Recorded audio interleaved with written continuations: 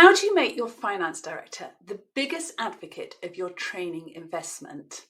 And it's about creating a learning program that delivers relevant, compelling, and credible business outcomes, as well as a really clear ROI. And the case study here is about Indeed and their success with insights discovery. Now, Indeed is the world's leading job site, and they exemplify the power of insights discovery implementation. This success story is validated by the ROI Institute over 12 months and reveals the transformative impact of implementing an insights discovery program as a holistic learning experience, which is integrated into the organizational culture. And the key takeaway for them was to move from a one and done approach to a return and learn approach. So Insights Discovery was not just a single training event for Indeed, but a complete learning journey that was woven into their very fabric. And I love Ken Blanchard's quote here. So he just reminds us that to change behavior and get the results you want, you need structure, you need support, and you need accountability. The purpose of training is to improve on-the-job performance. However, most training programs fall short of this goal. An interesting and informative workshop alone cannot drive performance improvement. Without adequate support to transfer learning back to the workplace, behaviour and performance are unlikely to change. And Indeed recognised this and as a result introduced a whole learning programme. What we're going to show you here is the programme, the impact, how it was measured, and hence the results. So the 5 areas that measured were the reaction to the workshops, the learning from the workshops, the behaviour change that was seen back in the workplace, the results that took place, and finally the return on investment for the whole programme. So there was interactive, practice-focused workshops which garnered a really positive response from the participants.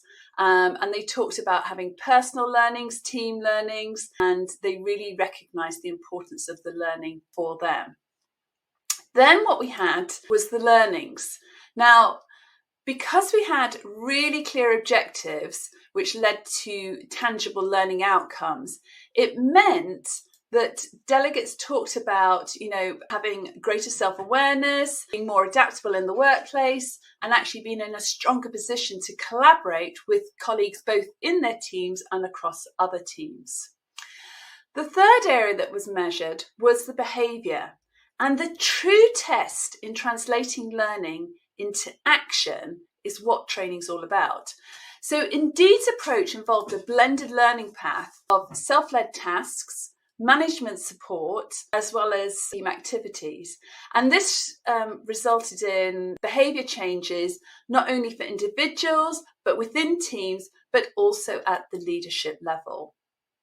Next, we looked at the results. So tangible impacts were observed from improved employee retention to increased agility to innovation, and these were showcasing the programme's values. Finally, we're just looking at the ROI. So evaluation is absolutely crucial to prove the training's value and to guide the future enhancements. While some improvements defy quantification, Indeed recognised the qualitative shifts in emotional intelligence, communication, and team productivity, along with that £20 return for every pound that they invested. So while quantitative ROI metrics are crucial, Indeed did recognise there were numerous intangible improvements across the organisation that simply defied simple evaluations, such as collaboration and teamwork. Engagement levels increased. There was greater inclusivity, team productivity improved, quality of work improved, as well as more strategies to deal with stress management. So Indeed's journey with Insights Discovery underscores the transformative potential of a comprehensive learning program. By focusing on structured experiences, accountability, and tangible outcomes, they not only achieved a remarkable ROI, but they also fostered a culture of continuous improvement and growth. And in the realm of training investment, the true measure of success lies not just in the numbers, but in the qualitative changes that ripple through an organisation, shaping its culture and driving its future.